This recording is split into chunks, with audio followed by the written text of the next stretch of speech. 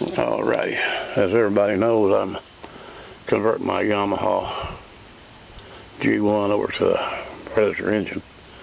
And that part we got, and as usual, I have a problem with my wiring, so I emailed Zippo Varga, and he got me straightened out on my ignition switch over there. He'd been, I guess, working on these things, not maybe a golf cart, motors for years.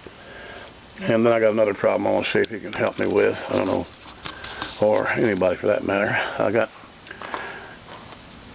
this golf cart starter is not, that generator is not exactly like one on a lawn tractor. It's got the extra 2 wires coming out, and then there's actually 4 places you got to put a jumper from one of them to the other. I don't know what the numbers are on.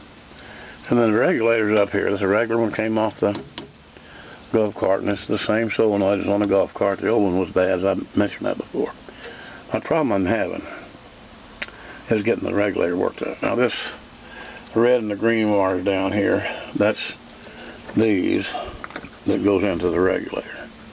But this red one comes wise off of there, and we have another line here, and that's the part I don't know where it goes to. If I hook that up to my hot wire, I get a spark. I don't think that's right, because you would run your battery down or burn your regulator out or something if that was the case. What I'm needing to figure out is, where does this wire go?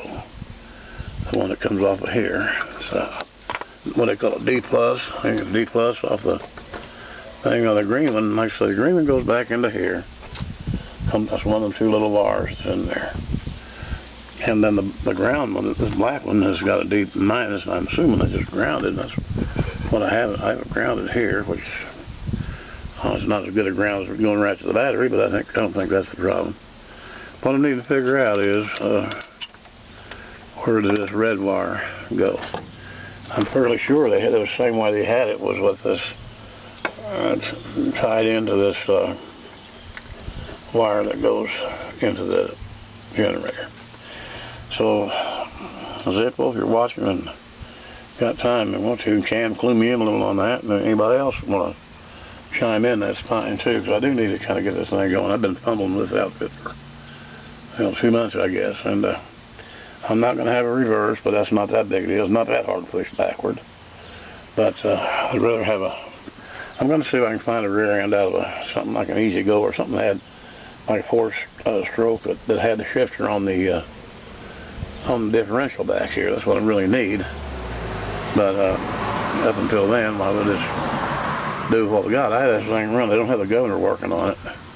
I would safely assume that thing runs better than 20 miles an hour when I had it going. But my biggest problem still is this wire, and to get my battery charged. Because what it is, after I drove this thing for, I'll say, a mile, that motor got pretty hot. So I went and bought me a fan. I'm going to cut a hole in here